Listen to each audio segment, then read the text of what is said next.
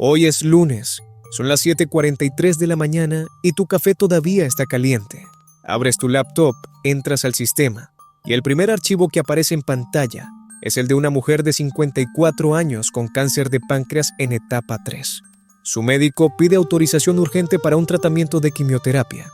Tú lees el expediente, revisas los códigos de cobertura y con la misma calma con la que le cambiarías el canal a la tele, escribes 2 palabras en el sistema. Solicitud denegada. Cierras el archivo, abres el siguiente. Eso es tu trabajo. Y lo más perturbador de todo esto no es que exista gente que lo haga. Lo más perturbador es que tú, sentado ahí leyendo esto, podrías haberlo hecho también, porque este sistema no fue diseñado por monstruos. Fue diseñado por personas normales, con familias, con hipotecas, con perros y con Netflix. Personas que un día aceptaron un trabajo bien pagado en una aseguradora y que poco a poco aprendieron a no pensar demasiado en lo que firmaban. Esto es lo que nadie te cuenta sobre cómo funciona realmente la industria del seguro médico por dentro. Imagina que acabas de graduarte, tienes deudas estudiantiles, un departamento pequeño y una novia que quiere casarse en 2 años. Mandas currículums a todos lados y una empresa de seguros médicos te llama. El sueldo es bueno, el trabajo es desde casa, los beneficios son excelentes. Y la descripción del puesto suena completamente inocente. Especialista en revisión de reclamaciones. Tu función, te explican en la entrevista, es asegurarte de que las solicitudes médicas cumplan con los criterios del plan contratado. Te dicen que es un trabajo técnico, de análisis, casi como ser contador pero en salud. Firmas el contrato sin pensarlo 2 veces. La primera semana es entrenamiento. Te enseñan el sistema interno, los códigos de procedimientos médicos, los criterios de cobertura y sobre todo algo que llaman pautas de determinación clínica. Suena científico, suena serio. En realidad es una lista enorme de condiciones que una reclamación debe cumplir para ser aprobada. Y si falta, aunque sea un requisito, la respuesta es no, simple. Mecánico, limpio. Te dicen que no eres médico y que no debes actuar como médico. Tu trabajo es verificar documentos, no diagnosticar. Eso te lo repiten mucho en el entrenamiento y al principio te parece razonable. Claro, no soy doctor, no puedo tomar decisiones médicas. Pero lo que nadie te dice todavía es que en la práctica estás tomando decisiones médicas todos los días, solo que disfrazadas de decisiones administrativas. El primer mes es raro.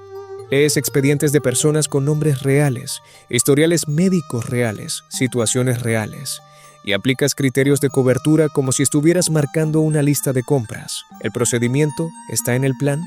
¿Sí o no? ¿El médico es de la red autorizada? ¿Sí o no? ¿Se presentó la documentación completa en el formato correcto? ¿Sí o no? Si algo no cuadra, denegas y te dices a ti mismo que simplemente estás siguiendo las reglas. La primera solicitud que niegas con tus propias manos es la de un hombre de 61 años que necesita una resonancia magnética para detectar si un tumor en su columna es maligno. Su médico la pide como urgente. Tú revisas el expediente y notas que el médico no incluyó el formulario de justificación previa correctamente. Está incompleto. Según el sistema, eso es suficiente para denegar. Mandas la notificación, cierras el archivo. Tu supervisor pasa por detrás de tu pantalla, ve lo que hiciste y dice: bien, así es como se trabaja. Esa noche llegas a tu casa y no piensas en el señor de 61 años. O al menos eso te dices a ti mismo. Pero el sistema tiene una lógica que va mucho más allá de papeles mal llenados y con el tiempo empiezas a entenderla. Las aseguradoras no son organizaciones de caridad, son empresas con accionistas, con metas trimestrales, con presión constante para mantener algo que se llama tasa de pérdida médica dentro de ciertos márgenes. En términos simples, entre menos dinero pague la aseguradora en reclamaciones médicas reales, más dinero queda para operaciones, bonos ejecutivos y dividendos. Eso no es un secreto oscuro. Está en los reportes financieros públicos, solo que nadie lo dice tan directo. Y aquí viene lo que empieza a incomodarte de verdad. A medida que pasan los meses, te das cuenta de que las denegaciones no son siempre por errores de documentación. Hay algo que se llama revisión de necesidad médica, donde tú, sin ser médico, usando un software llamado Interqual o MCG, determina si el tratamiento que pide el doctor de carne y hueso es clínicamente apropiado. El software te da criterios. Si el paciente no los cumple todos, el sistema te sugiere negar, y aunque en teoría puedes escalar el caso a un médico revisor de la aseguradora, en la práctica hay una presión silenciosa pero muy real para no hacerlo demasiado seguido, porque eso ralentiza el proceso y baja tus números de productividad. Sí, tienes métricas, número de casos procesados por día, tiempo promedio por caso, y aunque nadie te dice explícitamente niega más, si notas que los empleados con mejores evaluaciones son los que procesan más casos en menos tiempo, y procesar más casos en menos tiempo implica tomar decisiones rápidas, y las decisiones rápidas, y cuando hay duda, casi siempre van hacia la denegación, porque aprobar algo que no debías aprobar tiene consecuencias internas para ti. Denegar algo que sí debías aprobar, en cambio, simplemente genera una apelación que tardará semanas en resolverse, y para entonces ese problema ya no es tuyo. La industria tiene un nombre para esto, aunque no lo usan en reuniones formales. Lo llaman negar y esperar, porque un porcentaje enorme de las personas cuya reclamación es negada nunca apela. No saben cómo hacerlo, no tienen energía, están enfermas, o simplemente asumen que si la aseguradora dijo no, es porque la respuesta es no. Estadísticamente, menos del 0,2% de las denegaciones son apeladas formalmente. Y de esas apelaciones, una cantidad muy significativa termina siendo revertida a favor del paciente, lo que significa que muchas de esas denegaciones originales eran incorrectas, o al menos cuestionables, y el sistema lo sabe. Pero si el paciente no pelea, el dinero se queda. Llevas 6 meses en el trabajo cuando llega el expediente que te cambia algo por dentro. Es una niña. Tiene 11 años. Tiene leucemia linfoblástica aguda, que básicamente es un cáncer en la sangre que avanza rápido y que, si se trata a tiempo, tiene una tasa de supervivencia razonablemente buena. Su médico oncólogo pide autorización para un protocolo específico de quimioterapia que no está en la lista de tratamientos preferidos del plan de la aseguradora, aunque sí está cubierto bajo ciertas condiciones. Las condiciones requieren documentación de que tratamientos alternativos fueron considerados primero. El médico no incluyó esa documentación. Técnicamente, la solicitud está incompleta. Tú tienes 2 opciones. Puedes denegar por documentación incompleta, lo cual es estrictamente correcto según el protocolo, o puedes escalar el caso a revisión médica interna para que un doctor de la aseguradora lo vea y decida. Escalar tarda más, te baja tus números del día, y tu supervisor ya te ha dicho 2 veces esta semana que necesitas acelerar el flujo de trabajo. Tú niegas, mandas una notificación pidiendo la documentación faltante, cierras el archivo. 3 días después, el médico envía la documentación completa. El caso se reabre, pasa a revisión médica y eventualmente es aprobado. En total, el retraso fue de 11 días. 11 días en los que una niña de 11 años con leucemia aguda esperó que un sistema de seguros terminara su burocracia antes de empezar su tratamiento. El médico oncólogo llama a la aseguradora para quejarse. Nadie del equipo de revisión recibe esa llamada. Va al departamento de relaciones con proveedores, donde alguien la registra como retroalimentación recibida y cierra el ticket. Esa noche sí piensas en la niña, pero el lunes sigues en tu silla, porque tienes deudas. Porque el mercado laboral está difícil, porque tu novia ya empezó a ver vestidos de novia en Pinterest, porque este trabajo, aunque incómodo, paga bien y tiene un excelente seguro médico. Hay una ironía brutal ahí que prefieres no examinar demasiado. La industria de seguros médicos en Estados Unidos mueve alrededor de $1 trillón al año. No es una exageración, es el número real.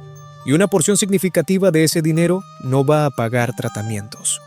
Va a pagar salarios ejecutivos.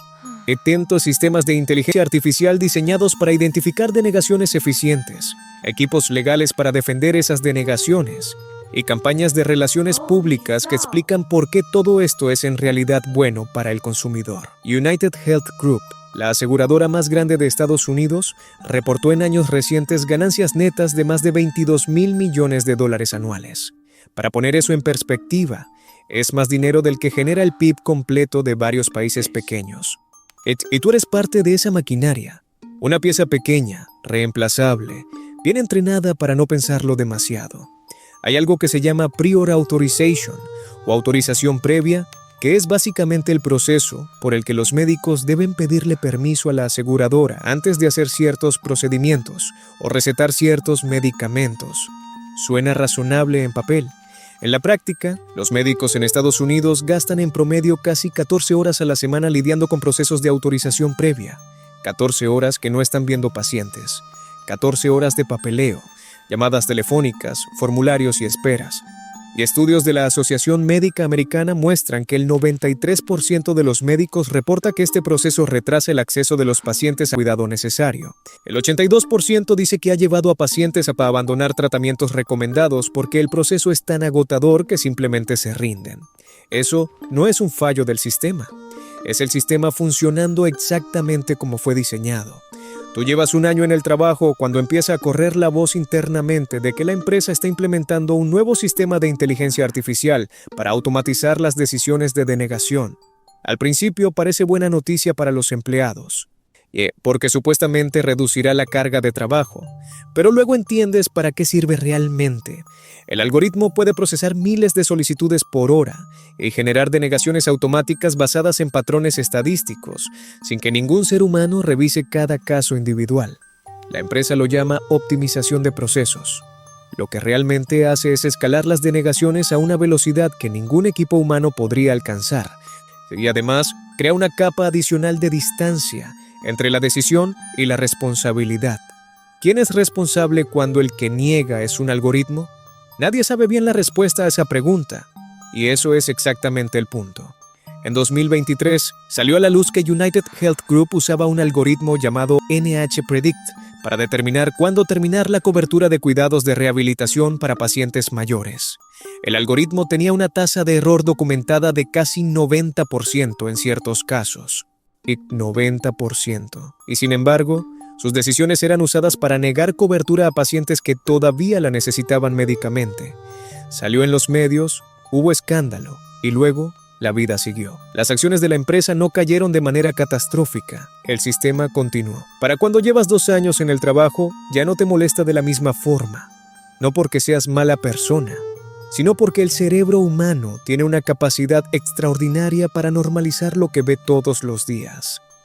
Los médicos de campos de concentración también eran seres humanos. Los funcionarios que diseñaron políticas de segregación también tenían familias y perros. La banalidad del mal, como lo llamó la filósofa Hannah Arendt, no necesita monstruos, necesita sistemas, procedimientos y personas ordinarias dispuestas a seguirlos sin hacer demasiadas preguntas. Tú no eres un villano de película. Eres alguien que encontró una manera de desconectarse emocionalmente de lo que hace para poder seguir haciéndolo. Y el sistema te recompensa por esa desconexión.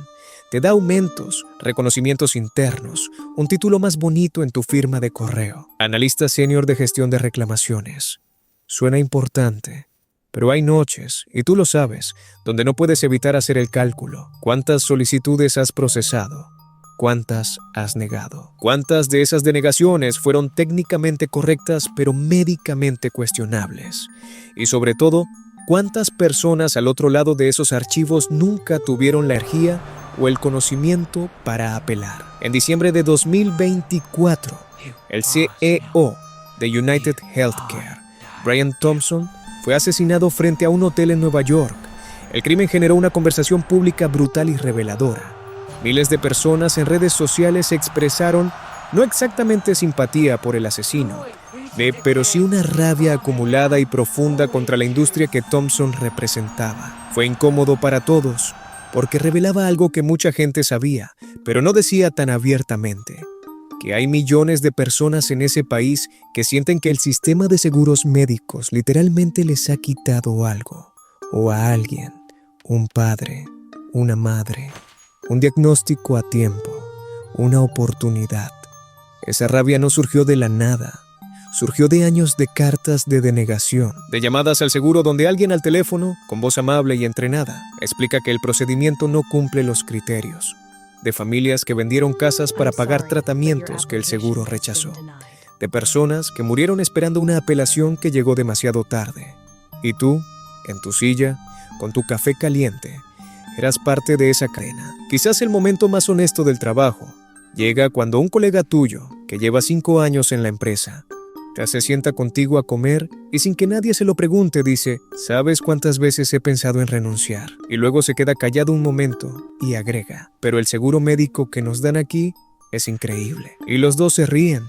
Es una risa incómoda, del tipo que usas cuando algo es tan absurdo que no sabes qué otra respuesta darle. Lo que nadie te prepara para entender cuando entras a este trabajo es que no hay un momento de claridad dramático, donde de repente ves todo con ojos nuevos y decides cambiar. La realidad es más sucia que eso. Es una erosión lenta, un expediente tras otro, un lunes tras otro.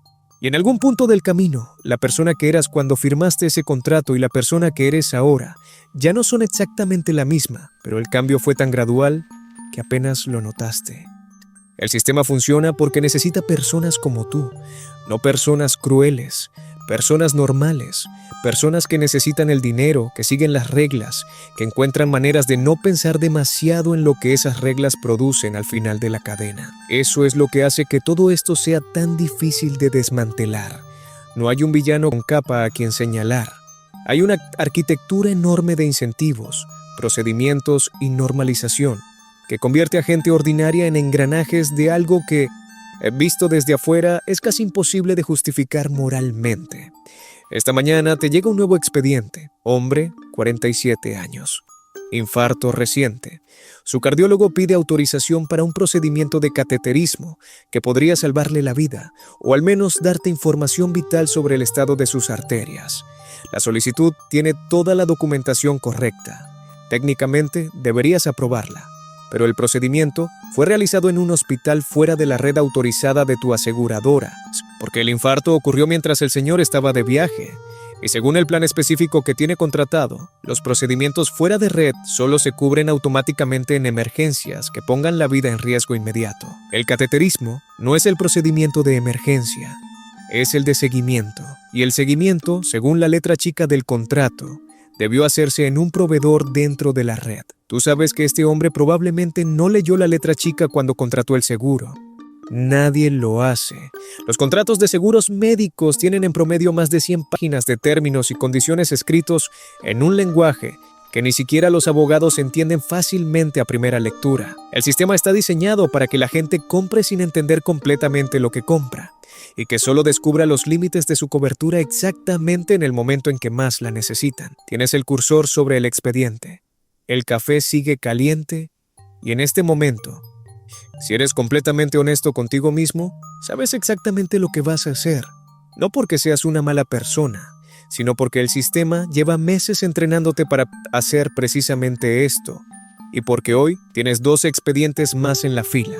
Y porque tu evaluación trimestral es en 2 semanas. Y porque la hipoteca se paga sola. Escribes 2 palabras. Cierras el archivo. Abres el siguiente.